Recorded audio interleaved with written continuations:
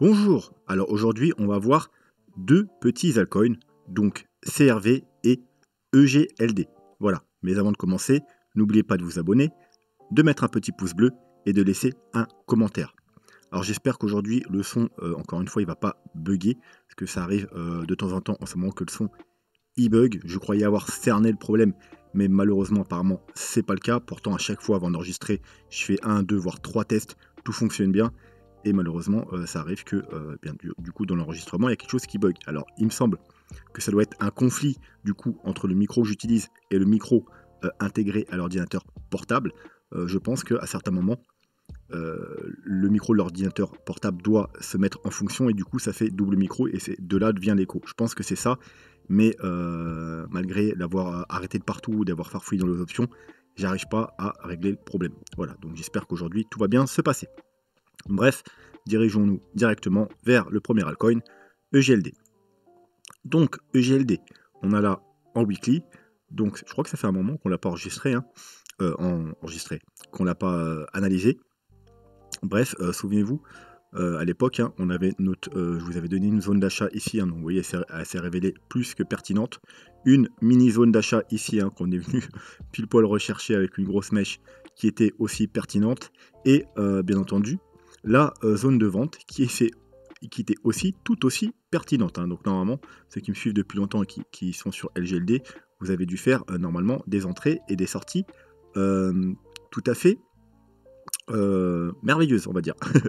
Voilà. Ensuite, pour ceux qui n'étaient pas sortis, ou au moins en partie, dans la zone que j'avais donnée de vente, il y avait également une autre zone de sortie très pertinente par rapport au trendline. On avait, rappelez-vous, une trendline haussière, touché une fois là, deux fois, trois fois. Là, on a fait en quelque sorte un petit fake out pour aller rechercher parfaitement la zone de vente. On l'a recassé. Au passage, on a cassé la trendline haussière moyen terme, donc double cassure de trendline très importante. C'était le moment pour sortir si vous n'étiez pas sorti plus tôt, donc aux 300 environ 65-70. Bref, du coup maintenant on va clean le graphique parce que tout ça, va plus nous servir à grand chose.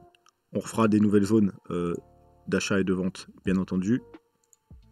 Et comme ça, on va y voir plus clair. On va quand même se laisser les trendlines, enfin du moins celle-là, elle pourrait nous resservir. Celle-là, je pense qu'elle va pas nous servir avant un moment. Mais celle-là, elle pourrait nous resservir, elle pourrait jouer, bien entendu, le rôle de résistance le jour où on reprendra la hausse, bien entendu. Sinon, à plus court terme, on a bien évidemment la trendline baissière depuis le sommet, donc du 22 novembre. Et à plus court terme, c'est plutôt en daily, on a une petite trendline daily. Voilà, c'est juste pour ça, c'est plus pour les traders ou quoi.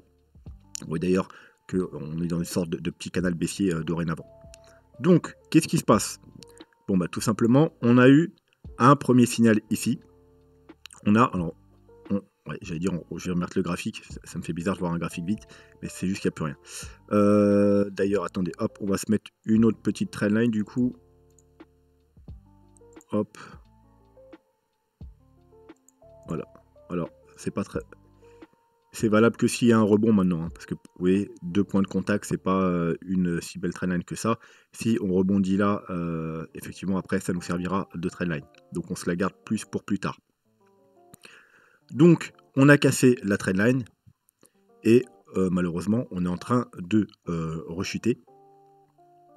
Et pour l'instant, on est en appui justement sur la nouvelle trendline que je viens de mettre ici. Niveau du retracement, est-ce qu'on est déjà dans tout simplement un niveau d'achat intéressant pour EGLD? On va voir ça tout de suite. Alors, on est dans la zone, comme vous savez, d'investissement long terme par rapport au Fibo traditionnel, qui est les 0,618, 0,786. Vous voyez, en général, pour un actif, mais ça, c'est plus pour un actif, on va dire, traditionnel, ou à la rigueur le Bitcoin. Cette zone-là, théoriquement, c'est la zone d'achat de rechargement long terme. C'est là où les investisseurs ils commencent à s'intéresser à un actif. Eux, ils n'achètent pas, bien entendu, quand ça monte. Ils achètent sur les zones de rechargement long terme. Donc là, on est sur une zone de rechargement long terme. La zone idéale entre le Fibo 0,618 et 0,786. Mais comme vous le savez, les altcoins sont très volatiles et en général, ils peuvent corriger beaucoup plus que ça. C'est pour ça que moi, en général, je préfère avoir pour les altcoins mon Fibo en logarithmique, surtout pour du long terme. Donc, sur les altcoins, la zone d'achat parfaite c'est entre le 0,382 et le 0,5 tout simplement. Donc on n'y est pas encore. Sur le Bitcoin, vous savez que la zone c'est entre 0,236. D'ailleurs, c'est le bottom qu'on a fait sur le Bitcoin, le potentiel bottom. Pour l'instant, on est venu toucher parfaitement les 0,236. Mais en général, la zone d'achat de tous les bottoms jusqu'à présent sur le Bitcoin, ils sont faits entre les 0,236 et les 0,382. Les altcoins qui sont plus volatiles, qui corrigent plus, c'est entre 0,38 et 0,05. Donc on l'a pas encore touché, hein, non, on l'a pas encore touché. Donc il n'est pas encore vraiment pour un altcoin dans une zone d'achat vraiment très très intéressante. On va dire qu'il est dans une zone d'achat intéressante parce qu'on est sur les Fibos en classique dans la zone d'achat intéressante. On est quand même en dessous des 38,2 proches des 0,236 proches des 0,38,2, mais on n'est pas non plus dans les zones vraiment extrêmement intéressantes comparé à certains altcoins qui sont déjà sur leur 0,38,2, voire sur leur Fibo 0,5. Bref, du coup, à court terme, donc vu qu'on a déjà cassé cette trendline, et bien à court terme, vous, ceux qui veulent faire des achats sur, bien entendu, qui veulent prendre une confirmation haussière, il faudra attendre maintenant, il faut vous mettre en délit, qu'on recasse cette petite trendline. Voilà, ça peut être un petit signal d'achat court terme. Bien entendu, ça, c'est très agressif. Les plus prudents, il vous faudra attendre qu'on recasse le Fibo 0,236, vous voyez. Donc déjà, c'est le Fibo 0,236. C'est également un niveau très intéressant, vous voyez, de support et de résistance. C'est également à peu près le dernier niveau. Donc si vous passez en weekly, voilà, c'est tout simplement le niveau de clôture weekly. Donc c'est un peu comme les 42 000 sur le Bitcoin. Donc vous attendez que si jamais on remonte, le plus prudent c'est d'attendre qu'on casse ce niveau. Donc les 188 $ pour former, si bien entendu ça arrive, un joli W weekly. Voilà, donc les plus agressifs, vous pouvez tenter une petite entrée si jamais on casse cette trendline. Les plus prudents, on attend qu'on casse les 188 $. Et bien entendu, à la baisse, et bien tout simplement, on surveillera le Fibo 0,382 donc aux 99 $, donc autour des 100 $, donc en plus c'est un chiffre psychologique. Et si vraiment on devait avoir une beaucoup plus forte et longue correction, on surveillera les 58 $.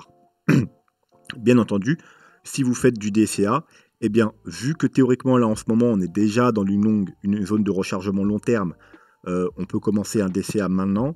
Mais personnellement, sur les altcoins, moi je préfère commencer mon DCA quand on vient au moins rechercher les 0,382. Voilà. Donc voilà, je ferai plus mon DCA là-dedans. Et si on n'y va pas, eh bien tant pis. Je ne ferai pas de DCA par exemple sur CRV. Il y a d'autres altcoins qui sont dans cette zone où je peux commencer mon DCA. Voilà. Donc si on était dans un actif traditionnel, je commencerai mon DCA maintenant parce qu'on est entre les Fibo, comme je vous ai montré, 0,618 et 0,60. 18,6, vous voyez, théoriquement, donc c'est un bon niveau hein, quand même pour commencer un DCA, mais par rapport aux autres altcoins, moi, il n'est pas dans une situation intéressante. Moi, c'est là-dedans que je commencerai mon DCA un peu chaque semaine ou tout simplement à chaque nouveau potentiel bottom. Au niveau des indicateurs, donc le RSI en daily, donc sur le potentiel bottom, on est venu rechercher la zone de survente. Et on n'a pas fait de plus bas après, ce qui est dommage. Vous savez que moi j'aime bien quand on fait un plus bas et ensuite une divergence. Donc on n'a pas fait ça, on a fait un double bottom. Voilà, bon, maintenant il faut savoir si ça va tenir ou pas. Mais globalement, le RSI ne va pas nous apprendre beaucoup de choses en plus que ça, vu que du coup on n'a pas de divergence ni rien. Et après, alors aujourd'hui, on va sur les deux altcoins d'ailleurs, on va pas aller trop regarder les gros time frames, tout simplement parce qu'ils ont peu d'historique. Vous voyez, si je mets en weekly, il y a quand même peu d'historique. Donc c'est pas très intéressant, même en 3 jours. Alors, en 3 jours, peut-être un peu plus intéressant. Ce qu'on peut voir, c'est que ici, on est revenu chercher quand même en 3 jours, la zone de survente, un peu comme sur ce bottom ici. Voilà, donc maintenant, il faudrait également, sur le RSI, hop, casser ce niveau-là, pour nous former également un joli W sur le RSI. Ça peut être la confirmation, vous voyez, si on casse ici, mais qu'on casse pas là, il faut peut-être attendre la confirmation du RSI. Ça nous donne une confirmation supplémentaire. Le MACD, en 3 jours, comme sur le Bitcoin, on est passé bullish. Et pour l'instant, on n'est toujours pas repassé bearish. On est toujours bullish. Mais vous voyez, ça tient un peu. Hein, parce qu'on est vraiment très proche et ne sont pas encore éloignés, comme ici par exemple. Donc, il faudrait de rien pour qu'on rechute. Si on devait rechuter, bien entendu, il faudrait surveiller si on ne construit pas ensuite, par la suite, un joli W haussier. Et là, ce sera une indication comme quoi qu'on aura peut-être trouvé le bottom, surtout s'il y a une divergence. En weekly, comme sur le Bitcoin et d'ailleurs l'ensemble des altcoins, on est toujours très bearish, hein, aucun signal haussier. Voilà. Donc pareil, hein, là si on chute, on pourrait former plus tard un joli W, mais pour l'instant on n'a rien du tout, c'est ultra bearish, on est en zone de survente, on est sous un croisement bearish. Le MACD, c'est pareil, hein, donc vraiment ceux qui préfèrent attendre des grosses confirmations, vous savez que c'est ici qu'il faut surveiller sur le weekly, sur le stock RSI et le MACD pour avoir des grosses tendances haussières. Mais pour l'instant, on n'a rien de tout ça, ni sur le Bitcoin, ni sur quasiment aucun des altcoins. On peut aller faire un tour également au niveau Ichimoku. Alors on va s'enlever le graphique, sinon on ne va plus rien y voir. Donc en weekly, on n'a pas trop d'historique, donc c'est pas très pertinent de l'analyser. Donc on va passer, on va voir si le 3 jours on a quelque chose. Voilà, 3 jours, on a la Kijun et la Tenkan qui sont au même niveau et qui sont justement à peu de choses près, vous voyez, au niveau de la base de notre W. Donc ça va juste renforcer cette résistance dorénavant parce que vous voyez, quand on est venu le toucher là, on n'avait que la Tenkan, maintenant la Tenkan et la Kijun. Donc si on y revient, ça rajoute d'autant plus de poids à la résistance, mais ça rajoute également d'autant plus de poids si on casse cette résistance, parce que non seulement on cassera la grosse résistance, on aura notre W weekly, mais également on repassera bullish du coup sur Ichimoku parce qu'on aura passé la Kijun. Voilà. Ensuite, il faudra surveiller le nuage, mais vous savez que la Kijun c'est le plus puissant sur Ichimoku, et que déjà ce sera un signal très bullish, donc un signal d'achat. Et en daily, eh bien, on n'a pas grand chose. On est bearish alors. Hein. J'ai pas besoin de, je pense, vous le préciser qu'on est ultra bearish, hein, sur tous les time frames. Hein. On a la lagging span qui est en dessous du cours du prix. On est en dessous du nuage, en dessous de la Tenkan et en dessous de la Kijun. Donc, tout est ultra bearish. Hein. C'est pour ça qu'il vaut mieux attendre des confirmations haussières. Mais vous voyez, pour l'instant, on est en train de faire une sorte de double bottom. Mais tant qu'on n'a pas rebondi, on ne peut pas savoir si c'est un double bottom ou si on va aller plus bas, malheureusement. Donc en daily, pareil, hein, ultra bearish. On est passé bearish d'ailleurs depuis ici. Là, on a eu un petit fake out. Mais vous voyez, quand je vous dis d'attendre les confirmations de la lagging span, est-ce qu'on a eu une autre confirmation d'ailleurs? Oui, on a eu une autre confirmation. On avait une autre petite confirmation ici. On a eu la confirmation, mais malheureusement, vous voyez, on est repassé bearish. Donc on est repassé ici bearish en dessous avec confirmation de la lagging span. Donc voilà. Donc en Ichimoku, en daily, il faut repasser au-dessus. Encore une fois, vous voyez, c'est à peu près pareil. Hein. Vers les 200$, le top ici, et en même temps on passera au-dessus du nuage, donc on sera totalement bullish sur Ichimoku. Donc vraiment ce niveau, on va arrondir à 200$, hein. Les 200$, c'est vraiment ce niveau là qu'il faut surveiller et où on pourra tenter des achats si on arrive à avoir une clôture weekly au-dessus de ce niveau, donc des 200$. En ce qui concerne les moyennes mobiles, on va regarder en 3 jours en daily, en général pas pertinent. Voilà, pareil. Alors, on a la EMA qui est ici, EMA 21, et on a, encore une fois, la moyenne mobile 100 qui est à peu de choses près, encore une fois, au niveau de notre grosse résistance. Ça rajoute encore une fois un peu de résistance ici. Donc voilà, ça nous rajoute encore de la pertinence sur la cassure, si jamais on devait casser, voilà, pour continuer la hausse. En weekly, je ne crois pas qu'on a beaucoup d'historique. Non, mais encore une fois, voilà. Oui, on a la EMA 21 et la 50, c'est la seule d'ailleurs qu'on a disponible. Les autres, elles ne sont pas disponibles parce qu'on n'a pas assez d'historique. Et encore une fois, elles se trouvent aux alentours entre les 190 et les 200$. Donc très grosse résistance au niveau des 200$. Et du coup, si on casse cette grosse résistance, c'est d'autant plus bullish. Alors on peut peut-être faire un tour rapidement sur le super trend en daily parce que sinon il n'y aura pas assez d'historique. Hop, on va voir déjà s'il est assez pertinent sur CRD. Et comme on peut le voir, il est plutôt pertinent, même si ici on a eu un petit fake out. Mais d'ailleurs, on l'a eu sur tous les indicateurs, le fake out, parce qu'il y a quand même eu un gros rebond. Et il se trouve aux 177$, donc un petit peu en dessous de la zone qu'on attend. Donc, vaut mieux éviter de prendre juste sur le super trend, mais attendre bien qu'on casse les 200$. Voilà, je pense qu'on va pas en rajouter. Peut-être le ruban, on n'a pas regardé le ruban. Hop, on va faire un ruban un peu plus pertinent. Voilà, pareil, vous voyez, le haut du ruban se trouve encore une fois aux 200$. Voilà, donc CRV, il n'y a pas, EGLD, il n'y a pas grand-chose à rajouter. Les gens très agressifs, ils peuvent entrer sur tous les traders si on casse la petite trendline qui est là. et pourquoi pas ce petit niveau de résistance, vous voyez qu'on a là ici. Je vais vous mettre une ligne. Hop, vous voyez, ici on a un petit niveau de résistance intermédiaire. Donc si on casse la trendline et ce niveau-là, environ les 150 $, 153 $, les plus agressifs peuvent tenter une entrée ici. Les plus prudents, bien entendu, ils attendent qu'on casse les tout simplement 200 $. Et puis les autres, faudra surveiller le niveau des 100 $ et plus bas des 56 $. Et ceux qui font du DCA, eh bien, si vraiment vous voulez du CRV, vous, puis d'ailleurs je dis CRV, de l'EGLD, vous pouvez commencer dès à présent. Ceux qui préfèrent, qui ne sont pas particulièrement, qui ne veulent pas obligatoirement mettre du EGLD dans leur portefeuille, sauf si on atteint des zones vraiment très très intéressantes, eh bien vous attendez tout simplement pour faire vos DCA qu'on aille au moins rejoindre les 100 $ et vous faites vos DCA dans cette zone-là. Allez, on va passer directement à CRV, parce que depuis tout à l'heure, je l'ai à la bouche. Hop, en weekly. Donc, alors c'est pareil, il n'y a pas énormément d'historique, je crois qu'il y a encore moins d'historique. Hein, donc, on va surtout aller voir le daily. Donc, on a une trendline haussière qu'on a cassée, hein, vous voyez, cassure, pullback, hein, donc c'était également un bon moment pour sortir. On a la zone de rechargement de short ici. D'ailleurs, je n'ai pas donné la zone de rechargement de short sur CLV, EGLD. Disons, j'ai du mal. Je vais quand même vous la donner. Quand même important. Donc, zone de rechargement de short, c'est-à-dire en gros, pour ceux qui sont pas habitués, c'est la zone à dépasser si vous voulez aller faire des nouveaux plus hauts. Voilà, tant qu'on n'a pas dépassé cette zone, on pourra être juste dans un gros rebond. Voilà, donc elle se trouve là, entre les 0,618 et 0,786. Et en plus, vous voyez, elle se cumule un peu à la trendline. Attends, il va effacer, vous allez voir plus clair. Voilà. Oui, on va la prolonger, la trendline du coup. Hop là. Donc vraiment, si on devait avoir un rebond, cette zone-là, ce serait vraiment une très grosse zone de résistance. Et tant qu'on n'a pas passé cette zone, on ne peut pas dire qu'on va aller forcément faire des nouveaux plus hauts, parce qu'on a la zone de rechargement de short, en plus cumulée avec cette trendline. Donc ce sera une zone où il faudra penser à prendre des profits.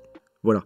Et bien entendu, si on a une cassure de cette zone, eh bien, on ira on ira très probablement faire des nouveaux plus hauts, et voire même aller du coup beaucoup plus haut, parce que ce sera extrêmement bullish. Allez, CRV, on a notre petite zone de rechargement de short ici, du coup, qui également, vous voyez, un peu comme EGLD, qui se cumule à l'ancienne trendline, sauf que c'est pas la même, hein, l'autre c'est une avec le top, là c'est la trendline baissière, donc il faudra être prudent également ici. On a une trendline baissière qu'on n'a pas encore cassée, contrairement au EGLD et au Bitcoin. Donc on a fait une petite mèche dessus, un petit fake out, mais on l'a pas cassé. On a une petite résistance, vous voyez, ici, la première petite résistance intéressante. Vous voyez, hop, en daily, peut-être ça ira plus clair. Vous voyez, support, support, support, support, support et résistance. Voilà, c'est cette zone qui correspond à peu près également aux 42 000 $ sur le Bitcoin. Donc, c'est la zone à casser. Les plus agressifs, bien entendu, vous pouvez tenter si on casse la petite trendline. Vous voyez, là, en daily, on a fait un petit fake out. Mais comme je vous dis toujours, surtout dans les petits time frames, attendez deux bougies. Vous voyez, donc on a une bougie en clôture au-dessus. Attendez une autre bougie. Voilà, la deuxième bougie, vous voyez, elle était totalement rouge, donc c'est pas sur ce genre de bougie qu'il faut acheter. Donc quand c'est comme ça, on attend une autre bougie verte. Malheureusement, après, on l'a pas eu. Donc là, il n'y a pas de confirmation. Bien entendu, normalement, c'est une trendline weekly, on attend une clôture weekly. Mais en général, si vous voulez essayer de rentrer plus tôt, il faut au moins attendre une ou deux, enfin, au moins deux bougies daily en vert. Voilà, donc on a fait un petit fake out. Retour encore une fois sur le bottom, qui lui, contrairement à EGLD, se trouve dans une zone d'achat intéressante, parce qu'on est sur les 0,382, donc vous voyez, on est déjà dans la zone d'achat. Donc lui, c'est le moment idéal pour commencer un DCA, pour avoir du CRV à un prix intéressant. Voilà, donc c'est sur le niveau des 2,15 $ environ. Le niveau plus bas, c'est les 1,50, donc niveau extrêmement intéressant. Vous pouvez voir aussi également, c'est un niveau de support intéressant. Et si jamais on devait avoir une plus grosse correction, on pourrait même aller rejoindre le Fibo 0,618, qui se trouve en plus un chiffre rond psychologique, les 1 $. Et également, vous voyez, c'est le niveau qui a fait support de cette grosse mèche ici, qui a fait résistance ici. Donc c'est également un niveau très important. Voilà, donc si vous voulez acheter par palier, on peut acheter un petit peu ici, un petit peu ici et un petit peu ici, ou alors faire un DCA un peu chaque semaine. Mais on est déjà dans des prix intéressants. Ceux qui préfèrent attendre des confirmations haussières, vous attendez, alors les plus agressifs, vous pouvez acheter sur cassure de cette trendline, mais vaut mieux la prendre en weekly, bien entendu. Et sinon, vous attendez qu'on recasse ce niveau, les 2,72 environ, 2,70, pour former un joli W, tout simplement. Sur les indicateurs, donc le RSI, lui par contre, vous voyez qu'on a eu une belle divergence, hein. On est venu rechercher la zone de survente, un rebond, on fait un plus bas et un plus haut. Donc belle divergence daily, mais vous savez qu'en général, les divergences daily, des fois elles peuvent s'additionner, on peut en avoir une, deux, voire trois avant vraiment que ça crée un rebond. Là d'ailleurs, on est en train d'en créer une deuxième, vous voyez que, alors pour les divergences, hein, on ne prend pas les mèches, hein, donc théoriquement, pour mieux voir les divergences, vous mettez en comme ça. Vous voyez bien qu'on fait un plus bas ici, mais encore un plus haut ici. Donc ça nous fait pour l'instant une double divergence. Celle-là, elle n'est pas encore validée. Pour la valider, il faudra casser ce niveau-là. D'ailleurs, vous voyez, c'est un niveau intéressant. D'ailleurs, si on casse ce niveau-là, pareil sur le RSI, ça peut être aussi un bon indicateur, comme quoi on va probablement reprendre la hausse, parce que depuis ce niveau, on l'a travaillé déjà à 3 reprises. Et ça validera également, si on casse ce niveau, la divergence haussière. Donc du coup, la double divergence haussière. Voilà, mais pour l'instant, rien n'est fait. On pourrait très bien chuter en bas et aller plus bas avec le RSI et annuler la divergence. Voilà, donc c'est pour ça que je vous dis, le plus prudent, c'est d'attendre une cassure de ce niveau et également de ce niveau sur le RSI pour valider avec l'indicateur. Ensuite, le MACD. Alors, en 3 jours, lui, contrairement au Bitcoin et à EGLD, on n'a même eu aucun signal, donc on n'a pas eu de faux signaux haussiers pour l'instant. Alors, je dis faux. Alors, ça se trouve, c'est des vrais signaux, hein. Mais voilà, pour l'instant, ça n'a pas entraîné en tout cas de grosses hausses. Voilà, donc les plus agressifs, vous regardez le 3 jours et vous pouvez prendre, si on casse par exemple cette trendline et qu'on a une indication, une confirmation, ça peut être un bon signal d'achat. Si on casse la trendline sans signal d'achat ici, bah, le plus prudent, c'est quand même d'attendre qu'on casse ce niveau-là. Et là, si on casse ce niveau-là, je pense que d'ici là, on aura également la confirmation de cet indicateur. Et ceux qui veulent être encore plus prudents, bah vous savez, hein, vous attendez bien entendu les signaux weekly.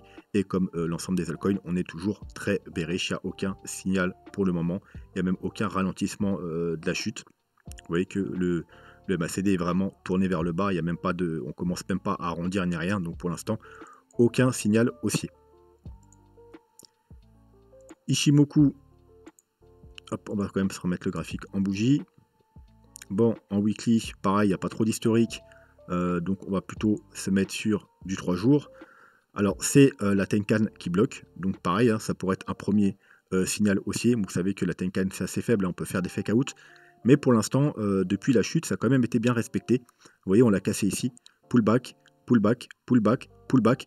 Donc, faut aussi, vous voyez, quand vous avez un indicateur, faut aussi l'adapter à l'actif que vous analysez. Donc en général, vous voyez, par exemple, moi je prends pas trop compte de la Tenkan parce que c'est faible, mais on peut voir que spécifiquement sur CRV, depuis la chute, c'est elle qui a bloqué à chaque fois les prix à la hausse.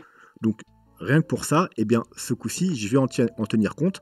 Si on arrive à avoir une clôture 3 jours au-dessus de la Tenkan, ça peut être du coup un bon signal d'achat.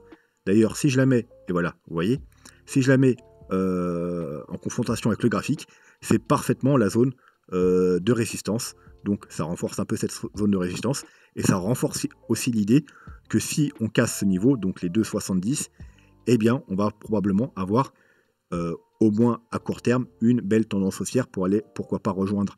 Ben, on a le nuage, on a la Kijun et vous voyez la diagonale. On a tout un tas, on a une grosse target ici. Bien entendu, il y aura la petite target intermédiaire, les 0,236. Vous voyez, c'est à peu près aussi un niveau qu'a joué dans le passé. Vous voyez ici toute cette petite consolidation ici. Également ici, donc il faudra être prudent ici. Donc bien entendu, les traders, si vous rentrez à l'achat ici ou ici, ici il y aura des profits à prendre. Ici, il y aura bien entendu des profits à prendre parce qu'on a le nuage, on a la Kijun et on a l'ancienne trendline. Et si ça devait prendre un peu plus de temps, on aura également, bien entendu, la zone de rechargement de short. Voilà, donc, ça confirme que si on passe les 2,70, c'est un bon signal d'achat tout simplement. Est-ce qu'on a regardé les moyennes mobiles? Je crois pas.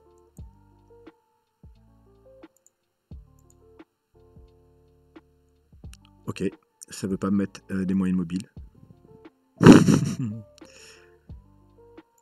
On va essayer autre chose. D'accord, bon bah tout bug, je pense que il veut plus me charger les indicateurs, c'est bizarre. Qu'est pas ça. Bon, je vais mettre pause, je vais aller voir qu'est-ce qui se passe et on revient pour les moyennes mobiles et le super trend. Ok, me revoilà, c'était juste Internet qui faisait des siennes. Donc je reprends, on était parti sur les moyennes mobiles. Donc en weekly, hein, pas assez d'historique. On peut juste voir qu'on a, on a vraiment pas assez d'historique, ça va pas être pertinent. Voilà, en 3 jours, c'est déjà mieux. On a tout simplement la moyenne mobile 100 et la EMA 21 qui sont aux alentours des 3$. Mais comme vous pouvez voir, elles sont quand même en train de descendre. Et dans les jours qui viennent, elles viendront sûrement, encore une fois, renforcer tout simplement ce niveau. Mais pour l'instant, elles sont un peu plus haut, aux alentours des 3$. Mais si vraiment on devait avoir un rebond, je pense que dans les jours qui viennent, elles viendront juste renforcer ce niveau de résistance. Donc, comme sur EGLD. Donc, renforcer l'idée du fait que si on casse ce niveau, on ira probablement continuer la tendance haussière. Et on va quand même jeter un œil en daily, voir qu'est-ce qui se passe. En daily, on a le MA21 qui a plutôt bien joué son rôle. Vous voyez, depuis qu'on l'a cassé, là on a eu un petit fake out, mais là, vous voyez, elle a bien stoppé les prix. Là, elle a bien stoppé les prix. Là, encore une fois, elle a bien stoppé les prix. Donc voilà, ça pourrait être aussi un indice. Ça va être peut-être le premier signal. Vous voyez, elle va continuer à descendre. Elle va venir se rapprocher de notre trendline baissière, donc les plus agressifs. Si on casse la trendline baissière et qu'on passe au-dessus de cette moyenne mobile qui va sûrement un peu descendre par ici, ça peut être pour vous votre signal d'achat. Et pour finir, on va regarder ce que nous donne le super trend en daily. Voilà, on peut voir aussi qu'il est plutôt pertinent. Et ce qu'on peut voir, c'est que pareil, hein, il est très proche et en plus il diminue. Donc pareil, dans les jours qui viennent, il va encore une fois se rapprocher de cette zone. Donc les 2,70, c'est vraiment la zone à casser pour avoir un bon signal d'achat, pour espérer aller au moins rechercher, alors déjà bien entendu cette zone des 3$, mais ensuite cette zone des plus ou moins 5$. Et puis bien entendu, si on casse cette zone, on ira potentiellement faire des nouveaux plus hauts. Voilà, et je rappelle les niveaux, bien entendu, si on va plus bas, les niveaux très importants à surveiller, ce sera les 1,50$, et les 1$, ça tombe bien, en plus, c'est des chiffres ronds, donc c'est pas très dur à retenir. Voilà, sur ce, je pense qu'on a fait le tour. Donc n'hésitez pas en commentaire à me demander vos altcoins préférés, et dès que j'aurai 5 minutes, j'en analyserai 2 ou 3 dans les vidéos, bien entendu, séparées du Bitcoin. Sur ce, je vous souhaite une bonne journée, et je vous dis, du coup, je pense à tout à l'heure, vu que la vidéo, là, j'enregistre dimanche soir, mais je pense que je la publierai demain en début d'après-midi. Voilà, et donc je vous dis à tout à l'heure pour l'analyse du Bitcoin du début de semaine, comme d'habitude. Donc sûrement une longue vidéo. Sur ce, à plus. Tchuss.